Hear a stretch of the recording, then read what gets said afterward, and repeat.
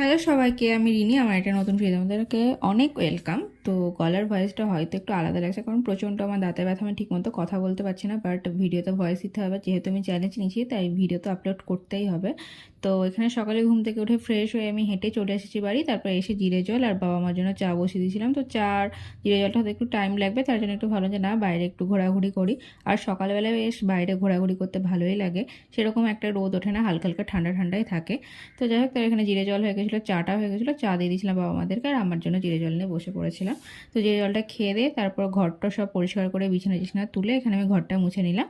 তারপর এখানে সকালে জলখাবারে আলুর তরকারি বানিয়েছিলাম। এখানে মুগের ডাল দিয়ে আলু দিয়ে তরকারি বানিয়েছিলাম, আর কালো জিরে কাঁচা লঙ্কা ফোড়ন দিয়ে। তো বেশ ভালোই লাগে তরকারিটা খেতে, এরকম করে নিরামিষ। তারপর কিছু বাসন হয়েছিল সকালে জলখাবারে, চায়ের বাসন, তো এগুলো সব টুকটুক করে মেজে নিলাম। তারপর মাজা টাজা হয়ে যাওয়ার পর তরকারিটা দিকে যেহেতু আমার হচ্ছিলো, তো একটু টেস্ট করে দেখলাম যে না লবণটা ঠিক আছে নাকি। তো দেখলাম না লবণটা ঠিকই আছে। আমি এভাবে টেস্ট করে দেখি, নাহলে আমি বুঝতে পারিনি যে কম বেশি হয়েছে। তো মা বেশ আন্দাজে করে দিয়ে দেয়, এক চান্সে বুঝে যায়, সেটা আমি পারি না। মা পাকা রাঁধুনি হয়ে গেছে, এখন তো মা জানবে।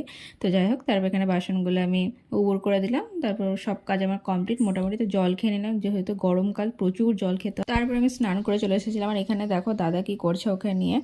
ওকে যতই তুমি করো ওর কোনো প্রবলেম না, কারণ ও সবই ভালোবাসে। তারপর আমি দুপুরে খাবার খেয়ে নিয়েছিলাম শুক্তো, ভাত, শশা আর ভেন্ডি ভাজা। তারপর একটু শুয়েছিলাম, দিয়ে বিকালে হাঁটতে গেছিলাম। তারপর এসে একটু কফি খেয়েছিলাম, সে সময় কোনো ক্লিপ নেওয়া হয়নি আমার।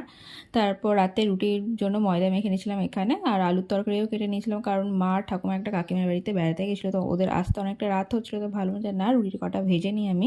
তো এখানে আমার রুটি ভাজতে গিয়ে একবার ঘামে ভিজে গেছি, কারণ প্রচণ্ড গরম পড়ছে, কিন্তু রুটি তো ভাজতে হবে, যেহেতু রুটি আমাদের বাড়িতে সবাই রাত্রেবেলা খায়। তো যাই হোক, তারপর এখানে রুটিগুলো ভেজে নিয়েছিলাম। আর রুটি আমার সমস্ত গোল হয় না, কিন্তু 100%-এর মধ্যে 90% রুটি আমার গোল হয়।